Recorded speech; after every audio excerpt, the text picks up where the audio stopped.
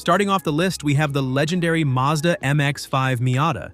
If you've ever been part of a car community, you've probably heard the phrase, Miata is always the answer. And honestly, for a first enthusiast car, it kinda is.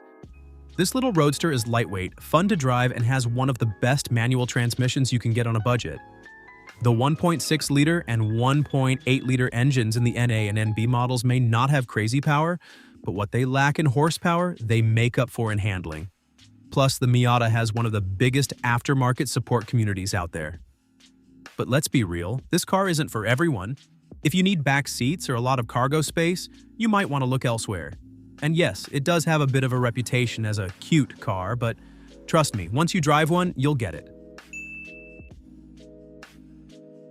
Next up is a modern classic, the Toyota GT86 Subaru BRZ or Scion FRS.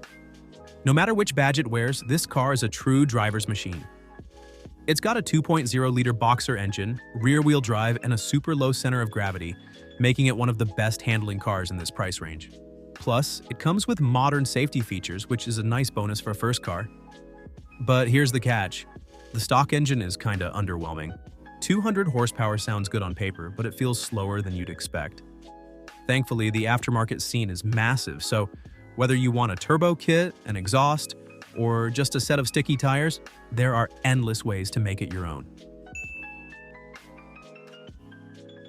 If you love turbo power and all-wheel drive, then the Subaru WRX might be the perfect first car for you. With its turbocharged boxer engine and AWD system, the WRX is a beast in all weather conditions. Whether you're in the snow, rain, or just tearing up back roads, this thing grips and rips. Plus, it has 4 doors, making it a solid choice if you need practicality. But before you run out and buy one, keep this in mind. Older WRXs can be a bit high maintenance. The EJ engines have some known issues like ringland failures and weak head gaskets. So if you're buying one used, make sure it has been well maintained. For the JDM lovers who need reliability and affordability, the Honda Civic Si is a no-brainer.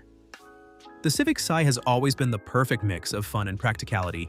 Whether you go with an 8th, 9th, or 10th gen model, you're getting a high-revving, naturally aspirated engine with Honda's legendary reliability. Plus, let's not forget, it's a Honda, so aftermarket parts are cheap, and you can mod it to your heart's content. Want more power? Turbo kits are everywhere. Want better handling? Lower it and throw on some coilovers. Alright, we can't have a list of first enthusiast cars without mentioning the Ford Mustang. If you want raw power and an amazing V8 sound, this is it. The S197 2005 to 2014 and S550 2015 Plus models are both great choices, with strong engines and tons of aftermarket support. But here's the thing, you don't need to go straight for a V8. The V6 and EcoBoost models still have solid power and are great entry-level options if you're on a budget. Just remember, don't be that guy who crashes leaving cars and coffee. If the Mustang isn't your style, maybe the Chevy Camaro is more your speed. Like the Mustang, the Camaro has V6 and V8 options, and both are solid choices. The 5th Gen 2010 to 2015 and 6th Gen 2016 Plus models offer aggressive styling and serious performance. Handling-wise, the Camaro is a bit more refined than older Mustangs, and the LS3 and LT1 V8 engines are absolute monsters. If you go for a V6, make sure to grab one with a manual to maximize fun. This might be the sleeper pick of the list, but hear me out. The Lincoln LS is a hidden gem for first-time enthusiasts. It's a rear-wheel drive sedan with a V8 option, meaning you get muscle car vibes with way more comfort. Plus, since it's not as hyped as the Mustang or Camaro, you can find them dirt cheap. The downside? Parts can be a bit tricky to find, and since not many people modify these, aftermarket support is limited. But if you want something different, the Lincoln LS is worth considering. If you're into European cars, the BMW E46330 iZHP is one of the best enthusiast first cars you can get.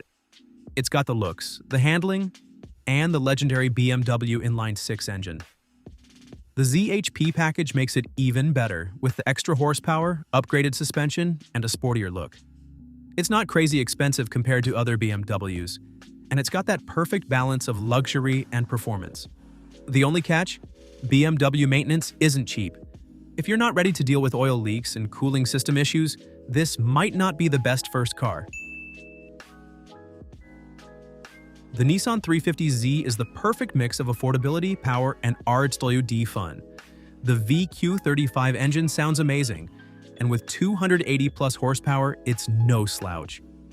Stock, it's got a great sound, solid performance, and one of the best chassis Nissan has ever built. The only downside? These cars are getting cheap, meaning a lot of them have been beat to hell. Just be prepared. Early models can burn oil, and some owners have beaten these cars into the ground.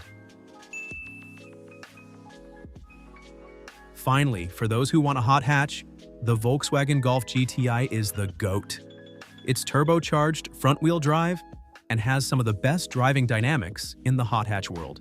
It's practical, gets good gas mileage, and has endless tuning potential. You can daily drive it, take it to the track, or even turn it into a sleeper. The only catch? VW reliability can be hit or miss. Take care of it, and it'll take care of you. Turbocharged fun, amazing interior, and everyday practicality. Just watch out for carbon buildup on direct injected models.